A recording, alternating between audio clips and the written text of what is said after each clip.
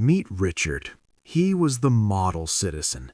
Richard grew up hearing the same traditional advice you did: save for a rainy day. Compound interest is the eighth wonder of the world. Don't buy the latte.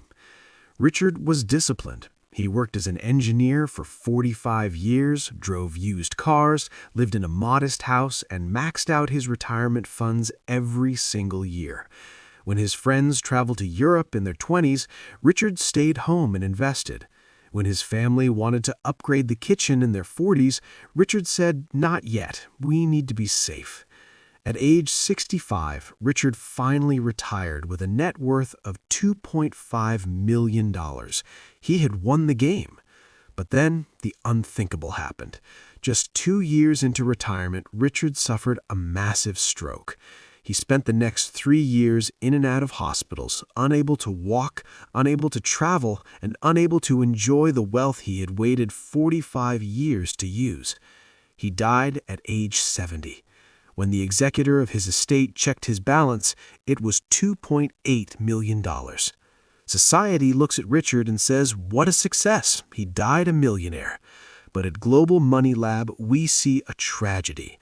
Richard traded tens of thousands of hours of life energy for chips he never cashed in.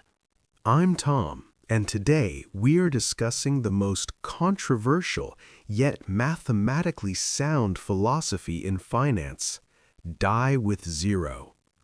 Popularized by Bill Perkins, this concept suggests that your goal shouldn't be to grow your net worth until the day you die. Your goal should be to reach the finish line with exactly $0 in your bank account. Why? Because money is nothing more than a storage battery for life energy. If you die with $100,000 left over, that isn't a safety net. It is labor you performed for free.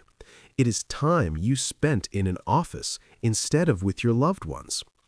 The biological reality is that your ability to convert money into enjoyment declines as you age. This is the utility curve. $10,000 spent at age 25 on a backpacking trip creates massive joy. That same $10,000 at age 80 might only pay for a comfortable chair to sit in. Saving excessively for your 80s is illogical because you are saving for a version of yourself that can no longer play the game of life. Instead of blind hoarding, invest in memory dividends. Experiences are not fleeting, they are assets. Every time you recall a profound moment, it pays you a dividend of happiness for the rest of your life. The earlier you have the experience, the longer you collect the dividends. Stop using a bucket list. It's usually a list of things you'll be too old to do. Instead, use time buckets.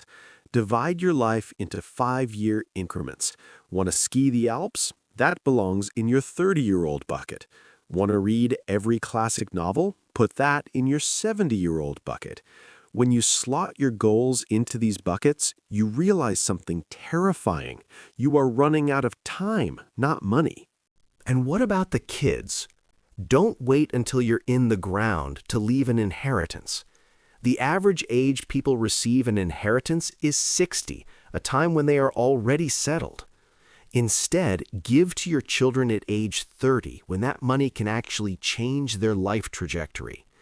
Give with a warm hand, not a cold one, so you can witness the impact yourself. Finally, calculate your survival number, the exact amount needed for basic life and healthcare until age 95. Every dollar above that number is consumption capital. If you don't spend it or give it away, it is wasted life energy. Don't be another Richard.